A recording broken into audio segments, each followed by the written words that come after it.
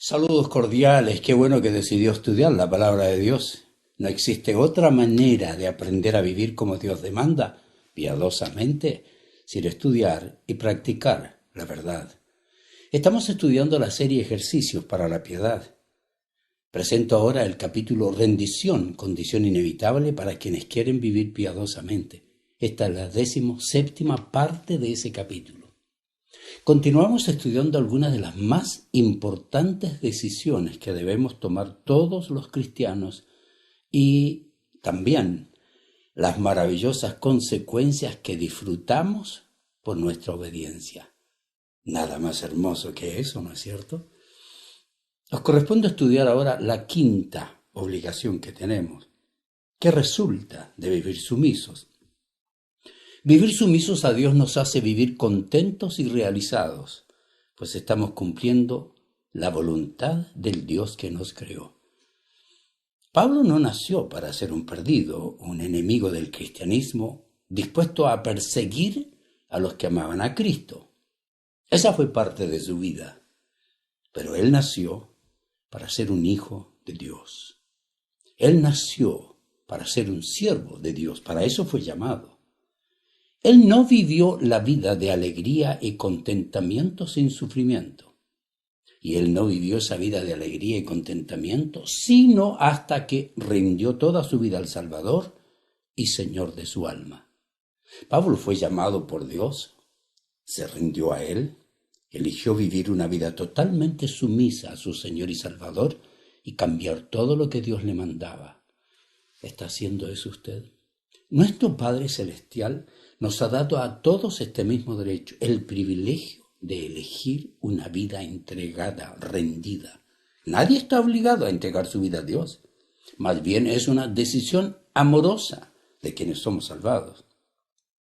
Dios nos ofrece gratuitamente una vida de contentamiento, pero podemos optar por no entrar en ese lugar de plenitud y aun siendo sus hijos, no vivir la vida de contentamiento que Pablo enseñó y vivió.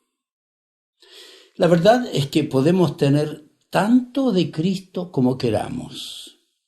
Podemos profundizar en Él tanto como anhelemos. Podemos vivir plenamente basado en su palabra, siguiendo su dirección. O vivir como cristianos mediocres o aún con actitudes que reflejan rebelión. El apóstol Pablo sabía esto. Determinó dejar todo por tratar de alcanzar la vida fructífera y realizada que podía lograr, porque Dios para eso lo había alcanzado. ¿Ha determinado usted también eso? Él optó por seguir el ejemplo de Jesús, una vida totalmente entregada. Pablo, recuerde, había odiado a Jesús. Dijo que literalmente respiraba odio hacia los seguidores de Cristo. Fue bien educado, determinado, ambicioso, exitoso, entrenado por los mejores maestros de su tiempo, celoso de su religión, fariseo de los más celosos de todos los líderes religiosos judíos. Desde el principio, Pablo estaba en camino hacia el éxito. Tenía la aceptación de la orden religiosa de ese día. Tenía una misión clara, siendo cada vez más elogiado por sus superiores. De hecho, tenía toda su vida planeada, sabiendo exactamente a dónde iba. Era exitoso con el éxito del mundo malvado. Pero Pablo estaba seguro que estaba en la voluntad de Dios. Sin embargo, el Señor tomó a este hombre triunfador, de acuerdo a sus ideas, a las ideas del mundo. Excelente en su idea moral. Un hombre autodeterminado, autodirigido. Y lo convirtió en un brillante ejemplo de la vida rendida, la vida que Dios demanda. Pablo se convirtió en una de las personas más dependientes de Dios, llenas de Dios y guiadas por Dios en toda la historia. De hecho, Pablo determinó rendirse a Dios y declaró que su vida era un modelo para todos los que deseaban vivir totalmente entregados a Cristo. Queridos, Pablo es el más claro ejemplo de que el más feroz enemigo rebelde podía rendirse a los pies del único Salvador. Sus palabras sinceras siguen resonando. Me encantan sus palabras. Escúchelas. Él dice: la siguiente declaración es digna de confianza y todos deberían aceptarla. Cristo Jesús vino al mundo para salvar a los pecadores, de los cuales yo soy el peor de todos. Pero Dios tuvo misericordia de mí, para que Cristo Jesús me usara como principal ejemplo de su gran paciencia, aún con los peores pecadores. De esa manera, otros se darán cuenta de que también pueden creer en Él y recibir vida eterna. Agrega Pablo que todo el honor y toda la gloria sean para Dios por siempre y para siempre. Él es el Rey eterno, el invisible que nunca muere, solamente Él es Dios. Amén. 1 Timoteo 1, 15 al 17.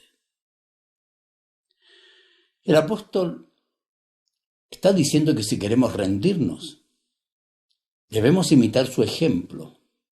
Y aunque no todos estén dispuestos a seguir su modelo, su vida es un modelo de total rendición. Había rendido toda su vida a Cristo.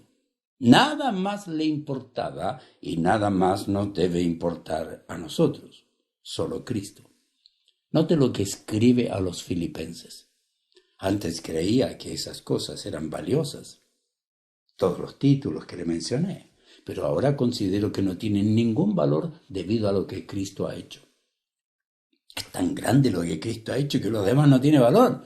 Así es, dice, todo lo demás no vale nada cuando se le compara con el infinito valor de conocer a Cristo Jesús mi Señor, y por amor a Él he desechado todo lo demás y lo considero basura a fin de ganar a Cristo y llegar a ser uno con Él. ¡Qué maravilla! Ya no me apoyo en mi propia justicia por medio de obedecer la ley, más bien llego a ser justo por medio de la fe en Cristo. Pues la forma en que Dios nos hace justos delante de Él se basa en la fe. Quiero conocer a Cristo, experimentar el gran poder que lo levantó de los muertos. Quiero sufrir con Él y participar de su muerte para poder experimentar de una u otra manera la resurrección de los muertos. Filipenses 3, 7 al 10. ¿Está dispuesto a imitar la vida de Pablo? Es que él sabe que su rendición al Señor significaba la total protección del Maestro. El estar rendido al Maestro significaba la total seguridad de su salvación. Lo explica con estas palabras, note. Y estoy convencido que nada podrá jamás separarnos del amor de Dios. Ni la muerte ni la vida, ni ángeles ni demonio, ni nuestros temores de hoy, ni nuestras preocupaciones de mañana, ni siquiera los poderes del infierno pueden separarnos del amor de Dios. Ningún poder en las alturas ni en las profundidades. De hecho, nada en toda la creación podrá jamás separarnos del amor de Dios que está revelado en Cristo Jesús nuestro Señor. Romanos 8, 38 y 39. ¿Quién puede vivir infeliz con esa seguridad? Explíqueme. ¿Quién puede vivir amargado, confundido, triste y desanimado bajo la poderosa mano del Dios que le salvó? No, Pablo no lo tenía todo. Tampoco lo había alcanzado todo. Pero él seguía luchando cada día. Seguía rindiendo su vida cada día ante el Señor. Y por vivir rendido a Él, vivía con contentamiento. Estas son sus palabras. He aprendido a estar contento con lo que tengo. Sé vivir con casi nada o con todo lo necesario. He aprendido el secreto de vivir en cualquier situación, sea con el estómago lleno o vacío, con mucho o con poco, pues todo lo puedo hacer por medio de Cristo, quien me da las fuerzas. Filipenses 4, 12 y 13.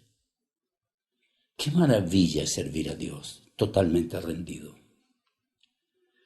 Es que solo cumpliendo la razón de nuestra existencia, solo rendidos totalmente a aquel que nos creó y determinó la razón de nuestra vida, podemos vivir la vida de contentamiento que tanto, tanto anhelamos. En sexto lugar, hablemos de vivir sumisos a Dios nos permite vivir bajo la protección del Dios que siempre desea lo mejor para nosotros. Cuando estamos sumisos, vivimos bajo su protección. El rendirse o despojarse de la autoridad que uno puede tener sobre su vida y entregársela a Dios resulta en sorpresas que de otra manera nunca experimentaríamos. El rendirse totalmente a Dios, vivir con excelencia, la vida de obediencia, resulta en la protección del Dios soberano, que no puede ser vencido, que tiene todo un poder que no nos imaginamos. Es que Dios no puede dejar de proteger a sus hijos obedientes. No puede dar beneficios de excelencia a quienes, pese al amor que les demuestra, eligen la desobediencia. Ese es el otro lado de la moneda. Hablemos de eso precisamente. Esta es nuestra obligación. Obediencia a Dios siempre, aunque produzca dolor y sufrimiento. Se supone que la obediencia trae bendiciones, ¿verdad? ¿Qué sucede cuando la obediencia trae dolor? Hacemos todo lo posible para protegernos del dolor y el sufrimiento. Pero nuestra estrategia de evasión del dolor, cuando Dios lo permite, no dará resultados, pues hay momentos en que Dios permite el sufrimiento y el dolor pese a nuestra obediencia, porque tiene lecciones que de otra manera nunca aprenderíamos.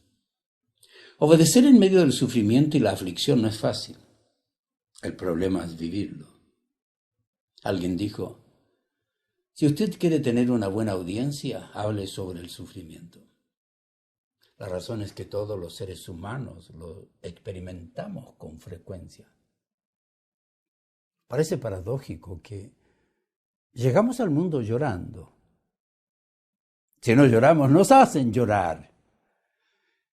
No podemos evitar que durante nuestra existencia no vivamos experiencias que no quisiéramos vivir y que nos motivan a estar llorando.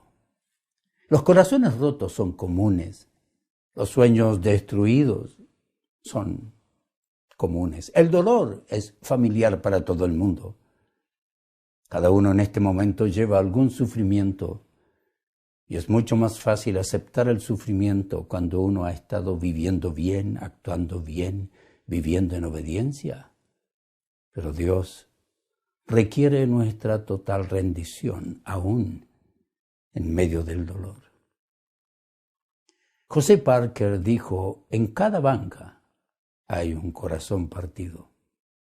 Habla con frecuencia respecto al sufrimiento y nunca te faltará congregación. ¿Cuál es su situación ahora? ¿Está Dios trabajando en su sufrimiento? ¿Quiere darles lecciones que no ha querido aprender? C.S. Lewis fue quien escribió, el dolor es el megáfono de Dios para despertar a un mundo sordo. El sufrimiento es el megáfono de Dios para poder despertar a un creyente dormido, despertar a un discípulo indiferente o aún para mejorar la vida de un discípulo obediente. El sufrimiento humilla a los orgullosos, suaviza a los tercos, derrite a los duros. Es que silenciosa e implacablemente el sufrimiento va ganando batallas en lo profundo de un alma solitaria. Solo el corazón conoce sus propios pesares y ninguna otra persona puede compartirlo totalmente. Es verdad, el dolor opera solo, no necesita asistencia. Sea un hombre de Estado, un siervo, un predicador, un campesino, un pródigo, una madre o su hijo. El dolor comunica su propio mensaje. Al permanecer, rechaza ser ignorado. cuando el dolor hiere, reduce a sus víctimas en el profundo abismo de la angustia. Es en aquel punto de la angustia cuando quien sufre puede someterse o aprender, desarrollar la madurez y el carácter, o resistir y convertirse en alguien lleno de amargura, abrumado por la autocompasión y asfixiado por su propia voluntad. Yo he tratado, pero no he encontrado ni una porción escritural, ni conozco ninguna historia de algún individuo con voluntad fuerte que haya sido usado grandemente por Dios sin que primero haya sufrido profundamente. Escuche esta declaración. El hombre nacido de mujer, corto de días y hastiado de sinsabores, sale como una flor y es cortado. Huye como la sombra y no permanece. No, esto no apareció en ningún periódico de nuestros días. Hoy se trata de evitar el sufrimiento. Esto procede de alguno de los más antiguos escritores de las Escrituras, un hombre llamado Job, individuo con el que vamos a familiarizarnos un poco más. Fue un hombre de mente práctica, no teórico. Fue un sufriente auténtico. Un magnífico hombre, aún en medio de la miseria. En el libro de Job existen 42 capítulos que nos muestran con claridad que aún los obedientes sufren. Y la razón es que Dios permite todo sufrimiento y algunos los provoca, pero nunca para destruir a sus hijos, sino para que mejoren. Aún en medio del sufrimiento, su protección nos acompaña, pues Él está tratando de conseguir un bien superior. Y el libro de Job es la historia del sufrimiento de un siervo de Dios obediente, temeroso, amoroso. En los primeros 2 capítulos se nos presenta el sufrimiento en la experiencia de Job. Del capítulo 3 al 31, es decir, la mayor parte del libro, es una sección filosófica que nos muestra una discusión acerca del sufrimiento con quienes decían ser amigos de Job. Fue una tremenda batalla de ideas. Estaban tratando de entender lo que Dios estaba haciendo, porque es muy complicado. Una batalla que todos tenemos cuando nos encontramos sufriendo, pese a estar viviendo totalmente rendidos a Dios. Yo nunca le he dicho que si usted se rinde a Dios va a dejar de sufrir. Tal vez va a sufrir. En los capítulos 32 al 41 de Job aparece una sección doctrinal, teológica y práctica en la que Dios determina mostrarnos su perspectiva frente al sufrimiento humano. En los primeros 6 versículos del capítulo 42 entramos en una sección teológica y devocional y vemos a Job con completa sumisión, comprendiendo el sufrimiento, sumiso a su Señor. Y finalmente tenemos la restauración divina por el sufrimiento permitido. Y esa sección histórica nos muestra el amor, la gracia, la reposición divina después de la difícil historia de sufrimiento. Y así tenemos la hermosa conclusión del libro. En este libro de Job existe una pasión intensa. Usted no puede leer este libro si es sensible, sin echarse a llorar a veces. En algunas cosas se identificará, pues, usted ha estado allí o está allí en este momento sintiendo dolor. Se identificará con las preguntas, con el desasosiego, con las lágrimas, con el cuestionamiento, con la humillación delante del Todopoderoso.